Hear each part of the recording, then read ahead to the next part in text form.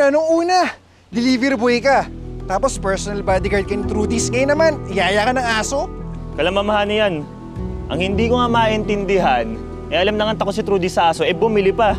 Hindi tayo kukuha ng aso para dagdag na alagain. Kukuha tayo ng aso para magdusa ang Trudy's na yan. Daddy! Bakit kayo nagdala ng aso dito? Hindi nyo ba alam na matatakot si Trudy sa aso dahil sa pagkamatay ni Upeng? Kapakanan ni Trudy ang inisip namin kaya kami nagdala ng aso dito. Look, hindi siya makaka-move on if she's not gonna face her fears. Alam mo ang problema kasi sa'yo. Pakiramdam mo, ikaw lang ang nagmamahal kay Trudy's. Alam mo, pagkatapos ng lahat ng nangyari, Diyos ko, takot na talaga akong ilabas yung bata. Chad, huwag kang mag-alala. Hindi ko kayo pababayaan. Magpakasaya ka ngayon, Migs. Mainit na mainit ka ngayon at huwag na huwag mo kong tatawagan. Hindi naman kita pinababayaan na. Pwede ba? Magpalamig ka muna, umalis ka muna. Sabihin mo sa nanay mo manunuga, kapag hindi siya nagpadala ng pera, mukha na ilalagay ko dito. Ha? At huwag mong isiping hindi kita idadamay. Nasaan ba si Trudy's? Si Trudy's? Oh, Sa kwarto, buong araw nga andyan eh. Ayaw malis.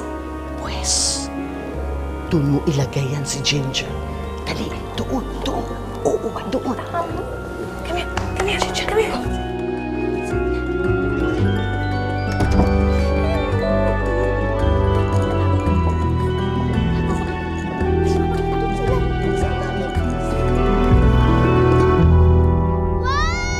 Ano yun?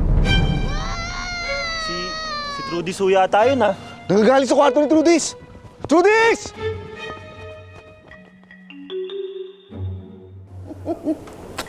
Sigurado akong matutulak si Trudy's.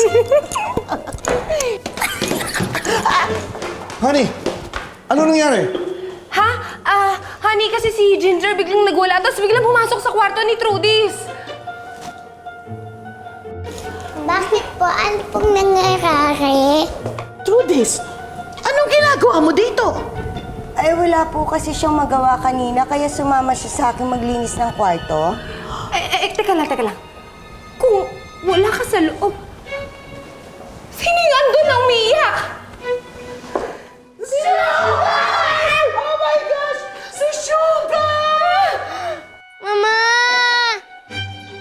Mama! Mama! Mami! Mami! Mami!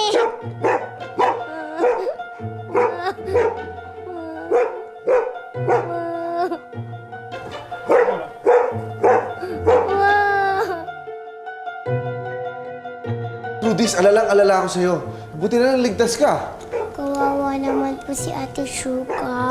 Honey, di ba alam mong paamuhin si Ginger? Sige na. Parang galit na galit eh. Hindi, ikaw ang tinuruan.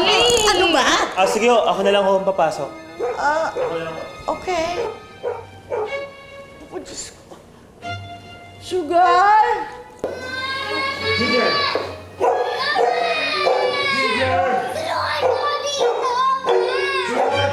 Huwag kang malikot! Ginger! Ginger! Ginger! Halika na, Ginger! Ginger! Ako pong bahala. Trudy's, huwag ka papasok doon. Dito ka lang. Relax na lang po. Trudy's! Ginger, di ba good dog ka? Tama na yan, maawa ka kay Ate Sugar. Ginger, come here.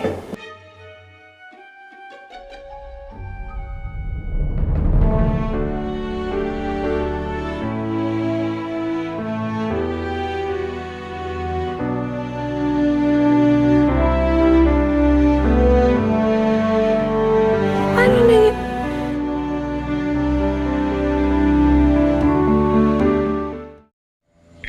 Kain ka ba? Nag-enjoy ka ba? Baka naman ako lang nag-enjoy. Ha? Ay, hindi, ano ka ba? Iniisip ko lang kasi si Trudy's. Excited na kasi talaga ako makita siya eh. Excited ka na makita si Trudis or si Migs?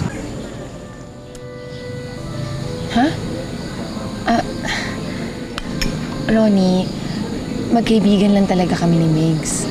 Oo nga. Pero nanliligaw siya sa'yo, hindi ba? Chad, alam mo, sorry. Huwag mo na sagutin yung tanong ko. Hindi dapat ako nagtatanong ng ganun sa'yo.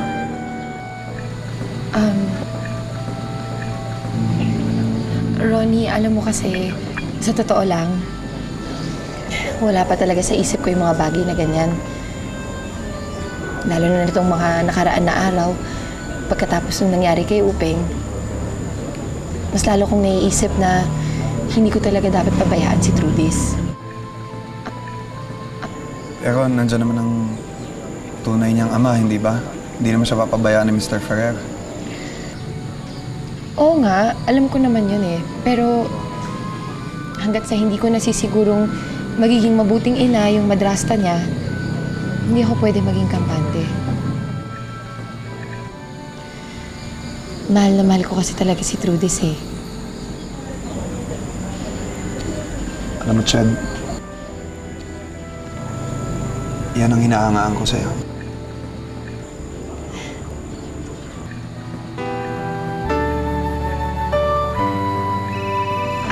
Excuse me. Hello? Hello, Ched. Hindi ka maniniwala sa ikikwento ko sa'yo. Si Trudis. Bakit? Ano nangyari kay Trudis? Napaamo niya yung aso. Ha? Paano nangyari yun? Sandali, antayin mo ako. Papunta na kami dyan. Kami? Sino kami? Sino kasama mo? Si Ronnie. Sige, sige.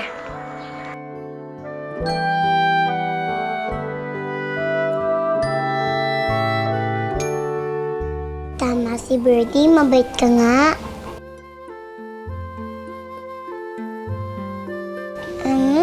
Saan mo?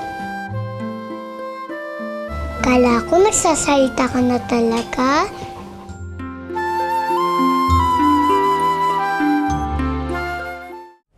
Sa susunod, Leon ang kukunin natin. Tingnan ko kung mapaamo pa niya yun. Ano ka ba naman, ma? Huwag na, no? Isipin mo nga, kung Leon, napaamo ni Trudis, patay tayo. Mami! Ano? Ako tuloy na trauma. Eh kasi naman, ano naman ang ginagawa mo dun sa loob? Utusan ko po sana si Inday na ikuha ako sa baba ng pagkain. Tapos, nasa loob pa din yung aso mo. Pero alam mo, dapat wala ka dun eh. Palagay ko ikaw ang may isip, dapat ikaw ang wala dun. Sige na, pumunta doon. Pumunta ka dun sa kwarto mo. Sige na. Yan tuloy. Buti nga sa'yo. Intrimitida kasi.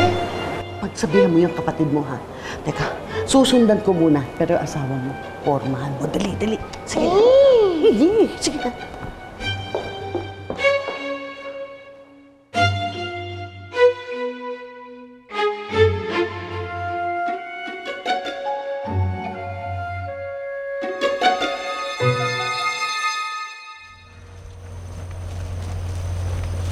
Migs, ano nangyari? Nasaan si Trudis? Ayun, tulog na. Akala ko kanina ka pa darating eh. Problema kasi kung saan ka pa nakikipag-date. Bakit naman? May problema ba? Oh, sandali. Huwag yung sabihin magtatalo pa kayo. Nakakahiya sa may-ari ng bahay. Chad, hintayin na lang kita sa kotse.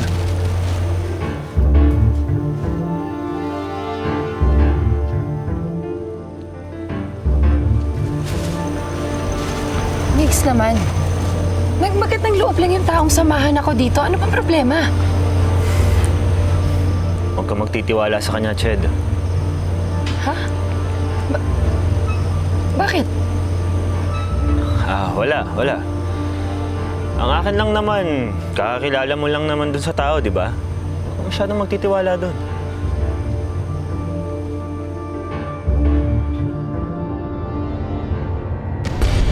Hello, Bogart. Unang-una, hindi ko gusto ang ginawa mong pananakot sa anak ko. Sabihin na lang natin na hindi ko rin nagustuhan ang ginawa mong panunuba sa akin. Fine. Fine. Bukas na bukas, ipapadeposit ko ang pera mo. Pero sa isang kondisyon na hindi mo naguguluhin ang mga anak ko. Naiintindihan mo? Bibigay ka rin pala eh. Sige, aasahan ko yan ha.